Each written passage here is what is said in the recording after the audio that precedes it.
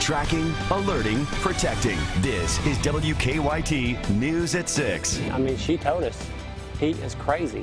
Neighbors talked to us about a man police say stabbed his estranged girlfriend in a school parking lot before taking his own life. We are learning more about a child who fell out of a second-story window at a southern Kentucky home. A month after father and son are killed in a wreck in Scott County, friends raise funds for surviving family. And we'll show you how Central Kentucky veterans were honored on this Veterans Day. WKYT News at 6 starts now. Good evening to you. Family members say their relationship was often violent, and today police say it turned deadly. Somerset police say that Marco Popche stabbed his estranged girlfriend in the parking lot of a middle school, then stabbed himself. They say the girlfriend, Angie Rodriguez, was seriously injured. Popche later died. WKYT's Phil Pendleton is tracking the investigation. It's our top story at 6. She was terrified of him. Debbie Canancer said abuse and a violent encounter with her boyfriend, Marcos Popche, brought her niece, Angie Rodriguez, to her home about a month ago. He tried to kill her a month ago. He tried to choke her to death. She has her own house. They were living together. I made him move because he tried to kill her.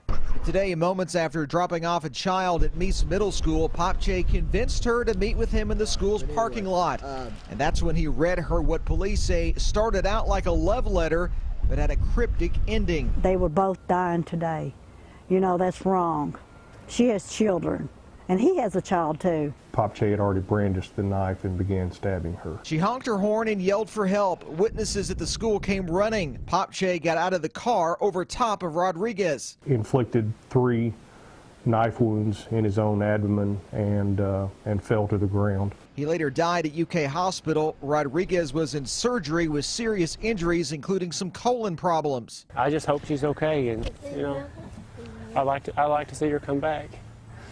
You know, I mean, not for us, for our kids. Tim Owen says he knew how scared Rodriguez was of Popche. He says she ran to him for help when he hurt her once before. I mean, she told us he is crazy. I mean, she told us that. He is crazy. Popche and Rodriguez had children, but none together. In Pulaski County, Phil Pendleton, WKYT. Employees at a Somerset Mexican restaurant where Popche once worked tell us he was a good worker, and they're shocked by what happened today. A frightening fall for a southern Kentucky toddler. Police say she was playing with other children when she fell out of a second-floor window. It happened last night at the Corbin Manor Apartments in Laurel County. The 2-year-old girl was airlifted to Kentucky Children's Hospital, but tonight her family tells us she is expected to recover. WKYT's Jordan Valines talks to the child's mother new at 6. A few cuts, bumps, and bruises. Those are somehow the only injuries that 2-year-old Ashaya Morgan suffered after falling out of a 2-story window. Tonight, we talked to Shaya's mother about the incident, and she says that the fact that her daughter is alive and well is nothing short of miraculous. Bridget Morgan tells us the incident happened around 7 p.m. Monday at her residence, Corbin Manor Apartments, while her 2 young children were under the care of a babysitter. Bridget was told that Shaya and Shaya's 4-year-old brother were throwing toys out of an upstairs window when somehow Shaya fell out of the window, landing on an air conditioning unit below. Thankfully, a nearby neighbor ran to help, but Bridget tells us the babysitter didn't even answer the door for 10 minutes and wasn't aware of what had happened. Bridget says if it wasn't for that neighbor, there's no telling what else could have happened to Shaya. Nobody would have known. She would have just been out there by herself. Anything else could have happened to her. She got up and walked away and probably got hit by a car or something. Or behind the apartments, there's a landslide. It's sinking, and she could have fell down that or anything. And babysitter wouldn't have known. Nobody would have known. Bridget says that she is planning on pressing charges against the babysitter who was watching Shaya at the time. In Lexington, Jordan Valines, WKYT. And the child's mother tells us that she is expected to be released from the hospital either tonight or sometime tomorrow. Say goodbye to those mild temperatures. A blast of Arctic air is moving into the bluegrass tonight. Chief meteorologist Chris Bailey has more on a much colder forecast. Chris? Yeah, starting to really see the chill now settling in across western parts of the region. And over the next several hours, Sam, we're going to see temperatures really tanking across all of central and eastern Kentucky. Look at the numbers. A lot of colors that are showing up now with that cold front that is getting close to the Lexington metro. It is right on top of Frankfort. It is through Covington. Look to our west now. Louisville 2 hours ago, 60s, mid-60s, now into the upper 40s, 44 into Fort Knox. We're still on the toasty side, relatively speaking, across parts of eastern Kentucky. Now, it's a quick temperature drop from the upper 50s at 7 o'clock into the upper 40s and then the low 40s as we go between now and, let's say, 11 o'clock as showers continue to increase. We're picking up on those showers on Live First Alert Defender, little band that is heading toward Richmond out of Lancaster into Garrett County. Berea will get in on some of that. A little band of rain that is across parts of Mount Sterling, Owingsville, up into sections of Fleming and Rowan counties. Lexington Metro, a little bit of a void, though more rains are off from Frankfort down into Versailles and southwest along the Bluegrass Parkway. Focus of the forecast is not only on tracking the Arctic cold into town, but guys, we have at least the potential for some snow showing up in your 7-day forecast. I'll show you exactly when that is and talk about how high those chances are coming up. Helping a young mother who suffered an unthinkable loss. This weekend, people in Scott County will come together for Jessica Spencer. Last month, her husband Trevor and 3-year-old son Skylar died in a crash on Highway 227. WKYT's Kristen Kennedy talked to one of Jessica's friends who's organizing a memorial fundraiser.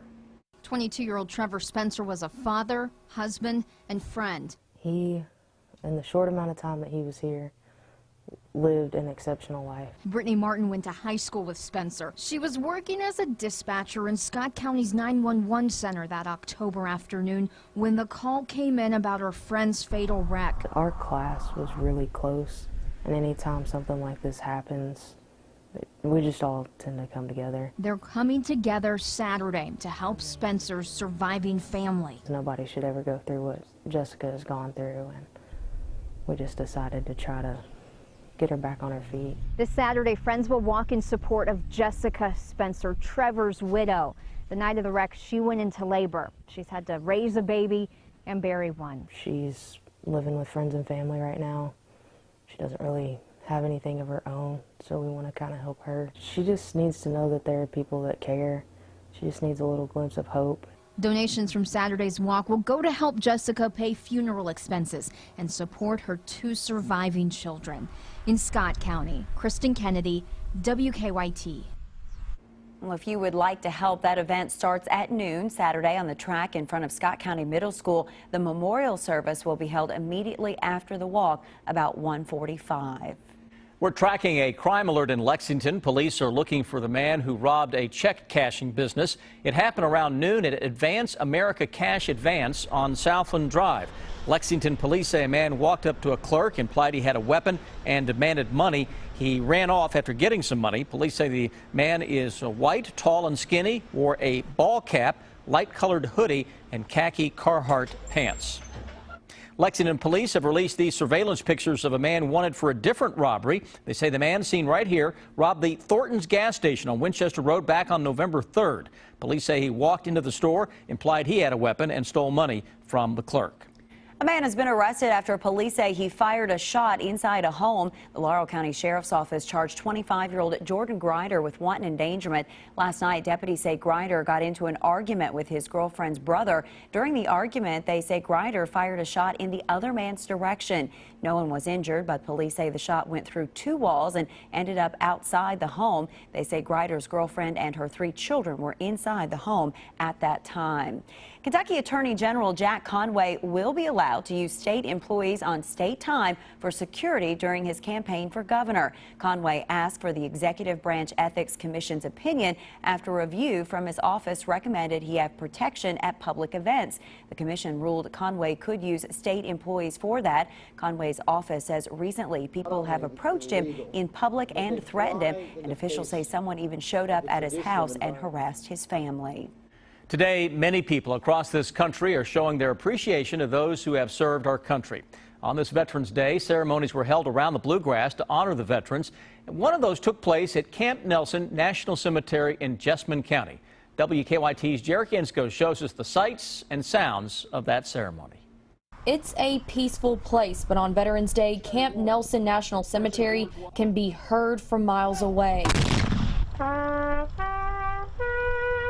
21-gun salute and all those different things. It was just very moving. Ramona Ritchie was not only there for the service, but also to visit her great uncle, who she hasn't seen since he died 2.5 years ago. We didn't know where he was buried, so she said I should check and see if we couldn't find it. Finding the grave of John T. Thompson meant it was time to reflect on this World War II veteran. Some people who came out here to Camp Nelson are veterans themselves, and for them, this day has special meaning for many reasons. For Scott Williams, a United States Navy veteran himself, he uses this day to honor all of these veterans who he never met. So what kind of connection do you feel to all these people out here? A brotherhood, you know, it's a sense of being with brethren. Even though you didn't know them, there's a connection. Williams and Ritchie say this place holds so many stories of men and women who we will never know. I want to try to make sure that they're never forgotten. Who gave everything for the freedom of people they never knew. In Nicholasville, Jerry Ensko, WKYT. About 300 people attended today's services at Camp Nelson National Cemetery.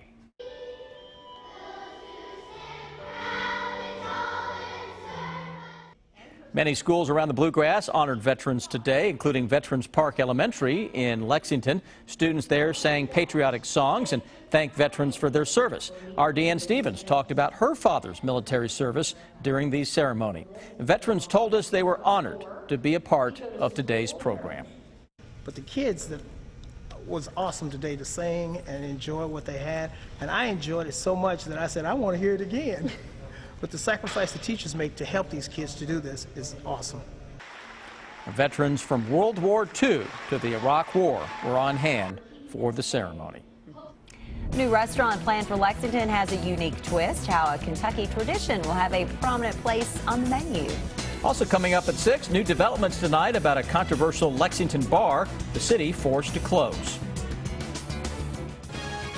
Follow WKYT online at WKYT.com. Join the conversation on Twitter and become a part of the WKYT Facebook family.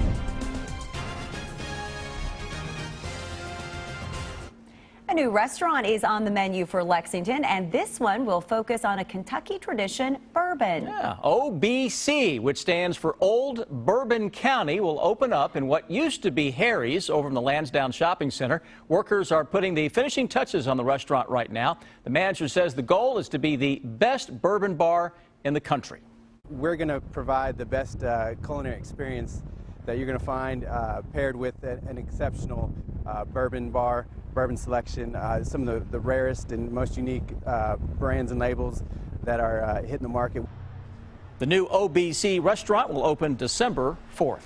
Some signs of change tonight at a controversial Lexington bar. We noticed for lease signs up around the Art Bar on Euclid Avenue. Last month, a judge forced the bar to close, and city leaders say it gave up its liquor license. Neighbors had complained about the bar after 2 shootings nearby involving rowdy crowds. Police also claimed that the bar stayed open later than it was allowed to.